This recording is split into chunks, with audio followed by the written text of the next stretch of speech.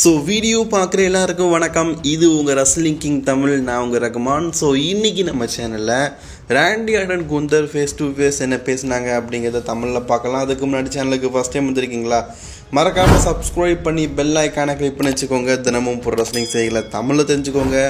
First of all, Randy Orton வந்த உடனே பார்த்தீங்கன்னா போன வாரம் நடந்ததை பற்றி பேசுகிறாரு. போன வாரம் நான் குந்தருக்கு என்ன பண்ணேன், அவனுக்கு RKO போட்டேன். இப்போது குந்தருக்கு என்னை பற்றி நல்லாவே தெரிஞ்சிருக்கும். நான் எந்த நேரமும் எப்போ வேணாலும் அவனை அட்டாக் பண்ணுவேன் அப்படிங்கிற செய்கை அவனுக்கு கொடுத்துட்டேன்.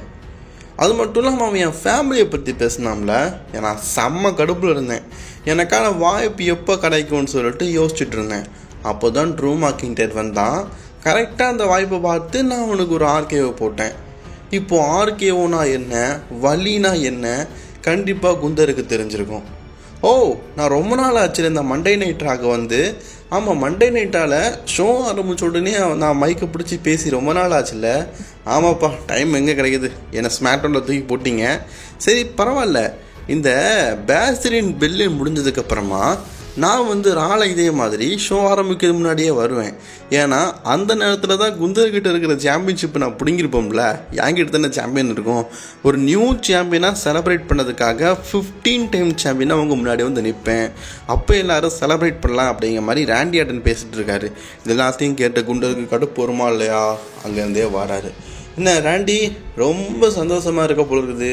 நீ 15 டைம் சாம்பியன் ஆகணும், நீ செலிப்ரேட் பண்ணணும், எம்புட்டு விஷயம் இருக்குதுல்ல.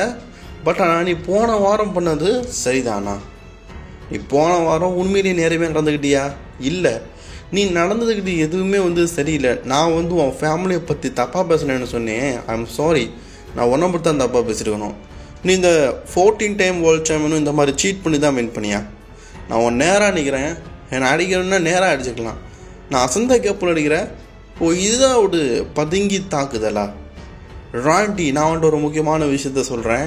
நீ என்கிட்ட மோதும் போது நான் உன்னை மரண வேதனை அடிப்பேன்.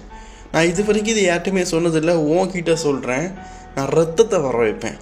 உன்னை அடித்து உன் நெஞ்சிலிருந்து ரத்தத்தை வர வைப்பேன். அந்த ரத்தத்தை பார்த்து ரொம்ப சந்தோஷப்படுவேன். உன் ஃபேமிலி ரொம்ப ரொம்ப சந்தோஷப்படுவோம் அப்படின்னு சொல்லும்போது, நானும் ரொம்ப சந்தோஷப்படுவேன் குந்தர் அப்படின்னு சொல்லிட்டு ராண்டி ஆர்டன் பேசுகிறாரு.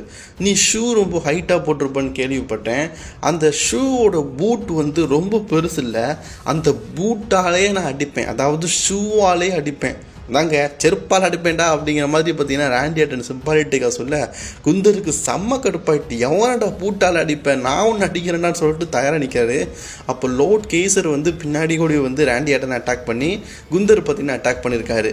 குந்தர் என்ன சொன்னார் ஸ்டார்டிங்கில், நீ சீட் பண்ணி என்ன போன வாரம் அட்டாக் பண்ணான்னு. ஆனால் இந்த வாரம் குந்தர் என்ன பண்ணியிருக்காரு, அவரும் சீட் பண்ணி தான் அட்டாக் பண்ணியிருக்கிறாரு.